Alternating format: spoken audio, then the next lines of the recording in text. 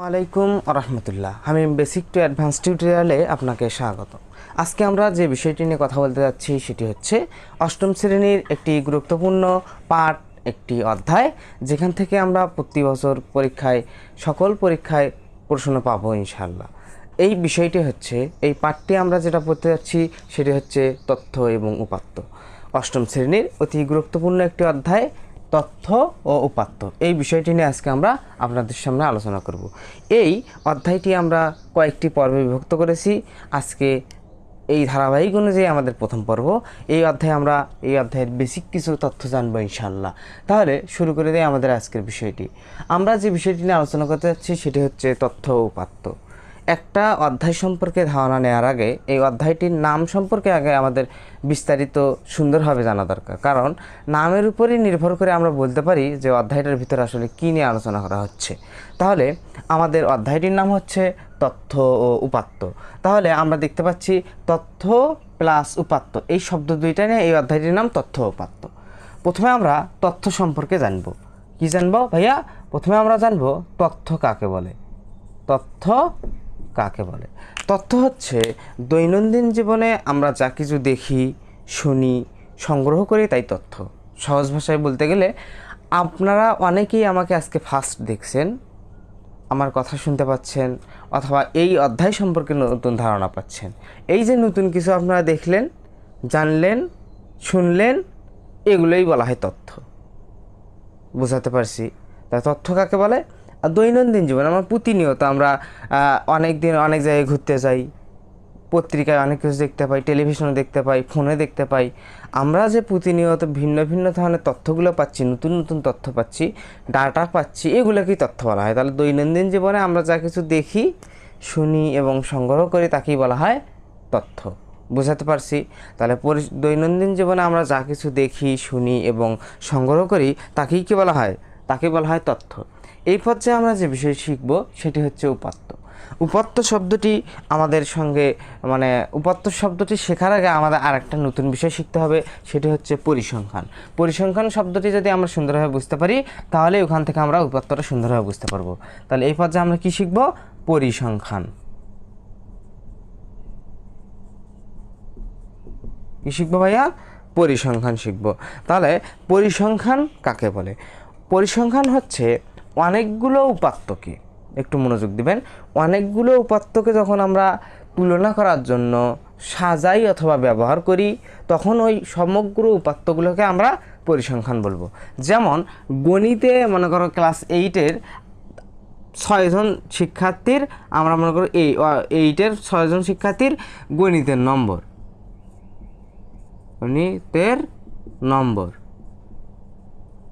Number দেওয়া হয়। যেমন একজন পাইছে মনে করেন যে আপনার 55, একজন পাইছে 77, একজন 81, একজন পাইছে 33, একজন 54, 44, 1 2 3 4 5 6 নাম্বার, একজন মনে করেন আপনার 82 পাইছে। তাহলে আমরা দেখতে পাচ্ছি যে এখানে অষ্টম শ্রেণীর 6 জনের গণিতের প্রাপ্ত নাম্বারগুলো আমরা এখানে উঠানো হয়েছে। তাহলে গণিতের প্রাপ্ত নাম্বারগুলো আমরা এখানে দেখাইছি যে প্রথমটা দেখতে পাচ্ছি 55, 77, 81, 33, 44, 82, এই সর্বমোট আমরা 6টা নাম্বার এখানে দেখতে পাচ্ছি। এই নম্বরগুলোকে আমরা সুন্দরভাবে দেখেন এখানে উপস্থাপন করেছি, আমরা তুলনা করতে পারতেছি যে সর্বোচ্চ নাম্বার এখানে কত? 82, সর্বনিম্ন নাম্বার কত? 33। তাহলে প্রথম ছাত্র, দ্বিতীয় ছাত্র, ফার্স্ট এবং লাস্ট ছাত্রের সংখ্যাগুলো আমরা তুলনা করতে পারতেছি যে সর্বোচ্চ 82, সর্বনিম্ন 33।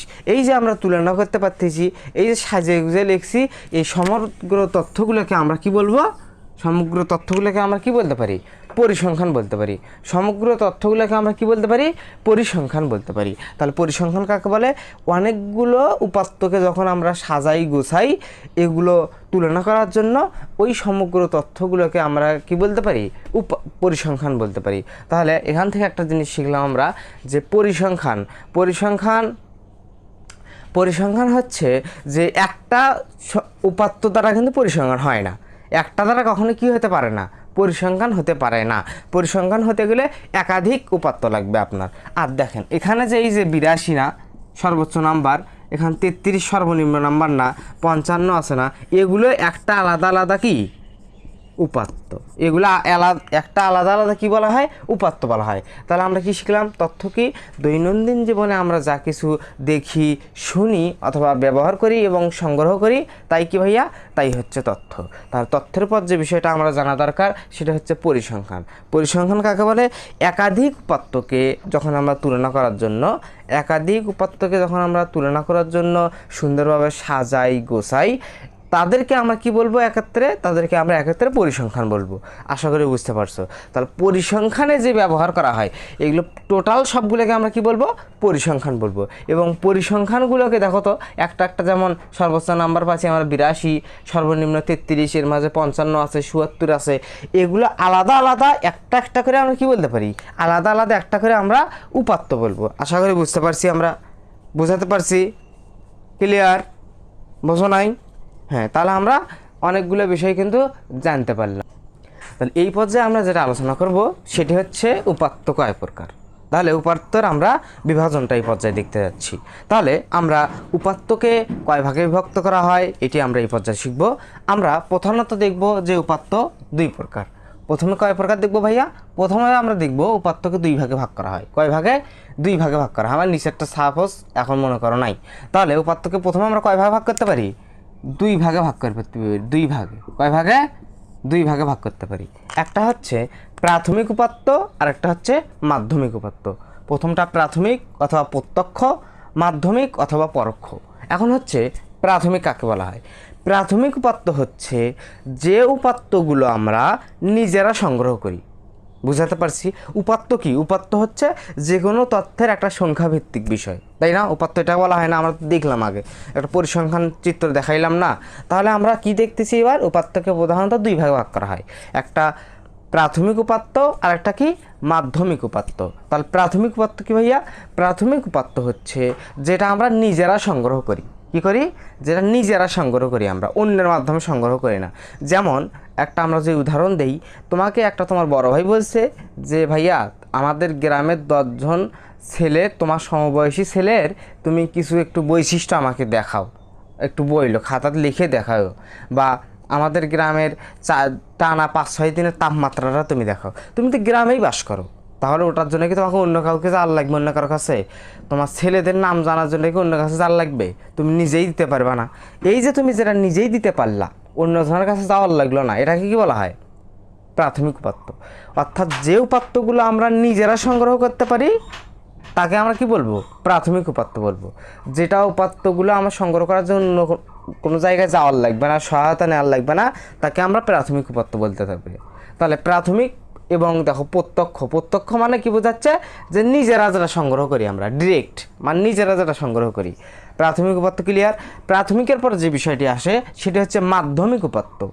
মাধ্যম মানে কি, একটা প্রসেস অবলম্বন করে পাওয়া যায়, একজনের মাধ্যমে পাওয়া যায়, নিজে যেটা সংগ্রহ করা হয় না।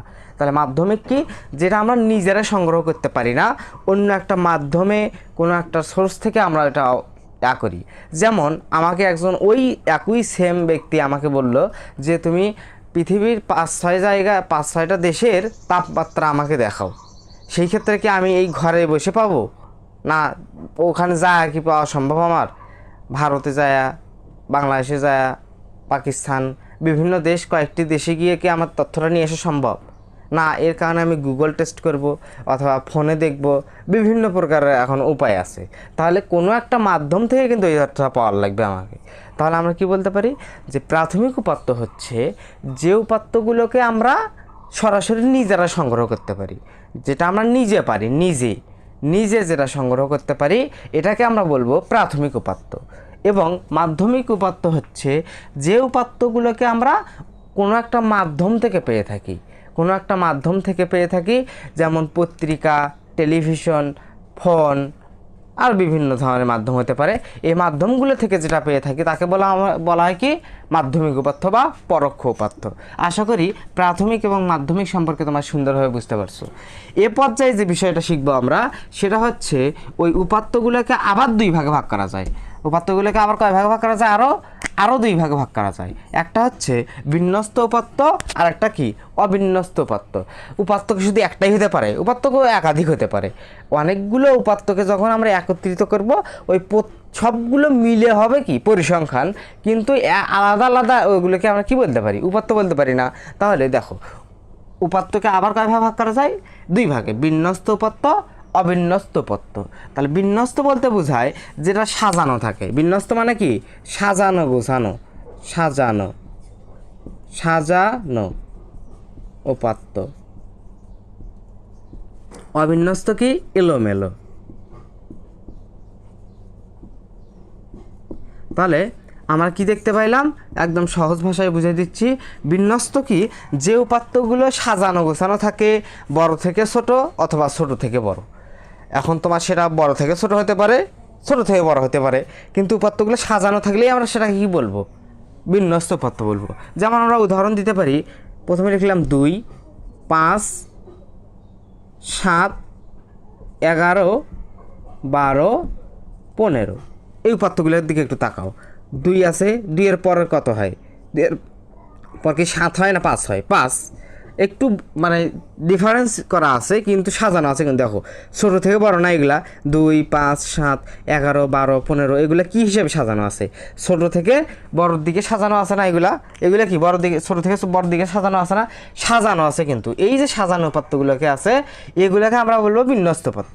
কিন্তু এই উপাত্তগুলো যদি আমি এইভাবে লিখি, 2, তারপরে লিখলাম 15, তারপরে লিখলাম 5, তারপরে লিখলাম 7, তারপরে লিখলাম 12, তারপরে লিখলাম 11, তারপরে লিখলাম 3। এই উপাত্তগুলোর দিকে একটু দেখাও তো। প্রথমগুলো দেখা যাচ্ছে ছোট থেকে বড় আকার সাজানো আছে। তাহলে এই যে সাজানো আছে, এই উপাত্তগুলোকে আমরা কি বলতে পারি, বিন্যস্ত উপাত্ত বলতে পারি। এবং এই উপাত্তগুলোর দিকে যদি তাকাই, 2, 15, 5, 7, 12, 1, 3, এই উপাত্তগুলোর ক্ষেত্রে কি হচ্ছে, এই উপাত্তগুলোর কিন্তু ছোট থেকে বড় অথবা বড় থেকে ছোট কোনোভাবেই সাজানো গোছানো নেই, এলোমেলো আকারে আছে। এই যে এলোমেলো আকারে যে উপাত্তগুলো থাকে, তাদেরকে আমরা কি বলতে পারি, তাদেরকে আমরা বলতে পারি, বলো কি বলতে পারি, তাদেরকে আমরা বলতে পারি যে হচ্ছে এগুলো অবিন্যস্ত উপাত্ত। তাহলে আমরা কি শিখলাম এই পর্যায়ে, তথ্য উপাত্ত, পরিসংখ্যান, মাধ্যমিক উপাত্ত, প্রাথমিক উপাত্ত, বিন্যস্ত উপাত্ত, অবিন্যস্ত উপাত্ত। আশা করি বুঝাতে পারছি। এই সাজানো গোছানোগুলোকে দুই ভাগে ভাগ করা হয়, একটা হচ্ছে ঊর্ধ্বক্রম, একটা হচ্ছে অধঃক্রম। একটা কি ঊর্ধ্বক্রম আর একটা অধঃক্রম।